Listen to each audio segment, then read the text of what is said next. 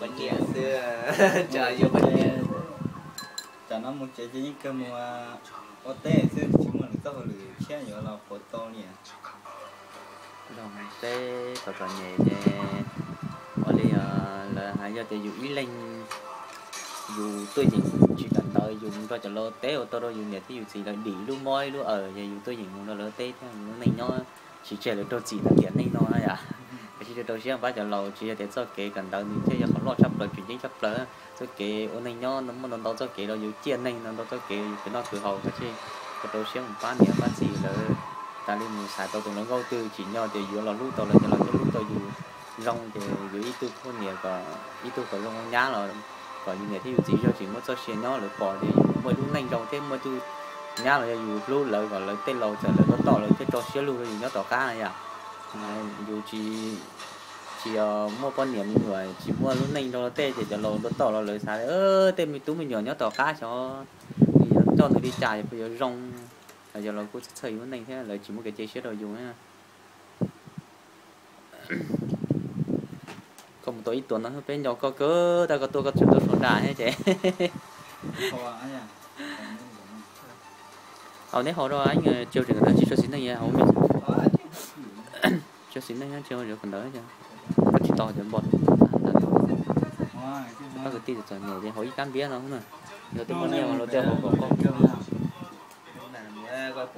bây giờ bé tụi nhiều chúng nhiều vậy cái hội là hội như cá mè nó cái đồng xe nha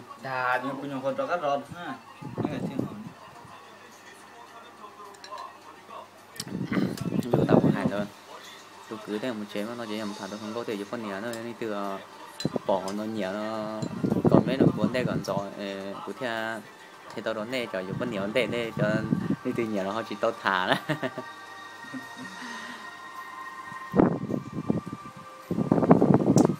bây giờ tôi xài cởi nhá để lúc xanh nhẹ ăn đó cho nhẹ ta do đi nó nó thả cho tôi cười nó lúc này chỉ nhẹ thì là ô cho nhẹ gì để có tôi trong năm chỉ cần tới thôi chứ thả chứ cũng một giờ lò đi tính chỉ tao lúc có mua đi nè từ lúc tiếp chuồn nó tao mà chỉ hái bắt tiếp bữa nhiều dù sinh ở tết thôi chứ mất bỏ trên ở tết chỉ cho nó bắt cỡ nó bắt tiếp bữa đó cho tôi sẽ gì cần đấy tết cho nó ha dần dần thì nhau từ rồi dùng máu nữa bắt tiếp bữa lên cho những chân chi thì chỉ nó là cho nhẹ thì nó đeo cho đang với chế rồi thì nó có đại nhẹ chỉ ta chi xưa cho chị tao nó cả tao ra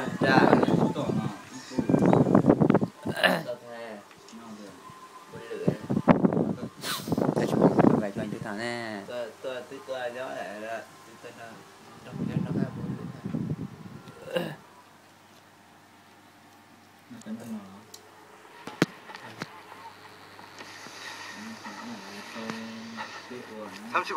What's going on? I don't have all day. Wait. I know. Listen, we really gotta go. We really have a plane to catch. How about you let me talk to the office, okay? Thank you.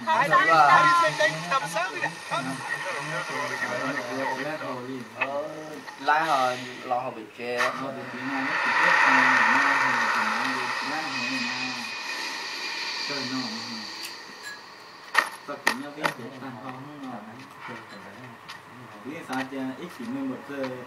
We bought it for 200,000 when we first came to Korea. Now you can scrap it for. How do you say for? 40만 원. Thank you. quên bị đó rồi thì con để đâu nữa thì cái này là dùng thôi thì mọi người tiếp tục để là bị tan mó à sang một cái công 이틀째 권유의 행방이 파악되지 않는 가운데 수사가 장기화될 가능성이 제기되고 지난해 있습니다. 발생한 여고생 강간 살인 사건의 악몽이 재현되는 것이 아닌가 하는 공조의 목소리도 나오고 있습니다.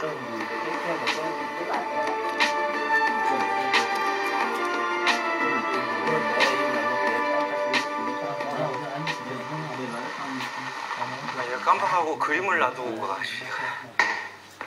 요즘 이렇게 깜빡깜빡 추상도 회장이야? 추상도 회장이잖아. 효신 그룹이요?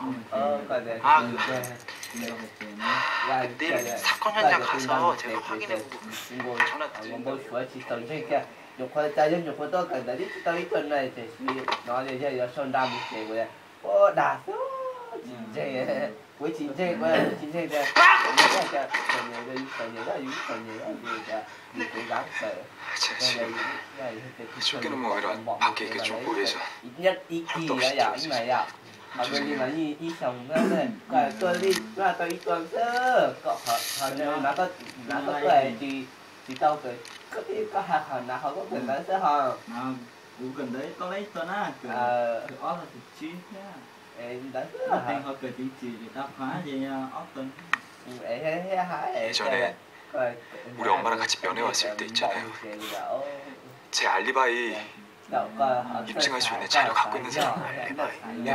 혹시 그 사람 만나보셨어요? 그 사람 만나겠다고 다른 건 아니지.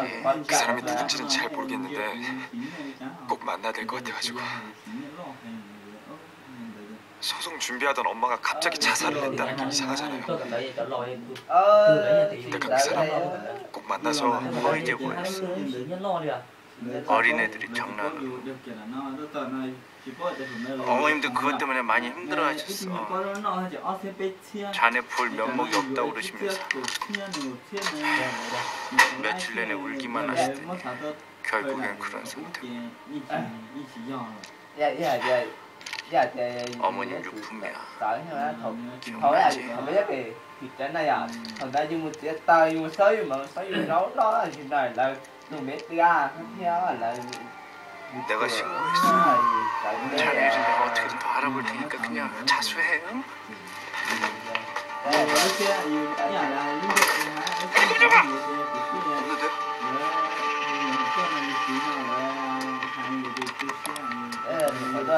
Ý chỉ lo hết tiền đấy mà ý chỉ cho quá nắng rồi đấy. Thì cái mà dùng một con là chỉ cái mà dùng một con thì rồi đồ uống đòn thì là to hơn cả na họ. Giờ tôi có tôi có uống bình này có bia đỏ như vậy. Dạ. Tức không có cái đồ đầy đủ tôi cho cái tôi cần nhỏ này cần đó. Ô việc tạm đồ đấy mà chắc là hai là gì mà. Tôi cho mà tôi tốt cái nó có một trường thì chào tôi có đâu trong năm nhá các bạn. 여고생 모텔 살인 사건으로 온 세상을 떠들썩하게 했던 게임 중독자 권유. 그러나 이 사건의 조사 과정에는 풀리지 않는 의문점이 한두 가지가 아니다. 그 당시 검찰이 증거로 제시한 모텔의 CCTV 기록은 황당하게도 가해자 권유의 출연 분량만 빼고 앞뒤가 모두 지워져 있었다. 검찰은 단순한 비디오라고만 했다. 한 차량의 블랙박스에 권유의 모습이 우연히 찍혔다는 사실을 그 당시 검찰은 알지 못했다.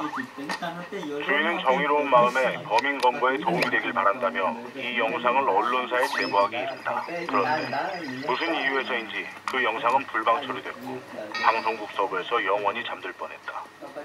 이때 한 초보 해커가 방송국을 해킹하는 과정에서 뜻밖에도 세상의 빛을 보게 된다. 이 영상엔 검찰의 주장과 달리 권유가 모텔에 들어가고 나오는데 정확히 3분 16초가 소요된다.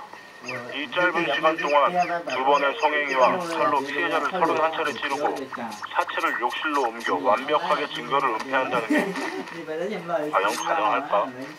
본 제작진은 피해자 하지수가 살해되기 전 행적을 추적하기 위해 그녀의 페이스북과 인스타그램을 뒤지기 시작했고 사건 이틀 전 그녀가 홍대의 한 클럽을 방문한 사실을 알게 된다. 클럽의 CCTV 영상을 뒤져서 그녀를 찾는 것.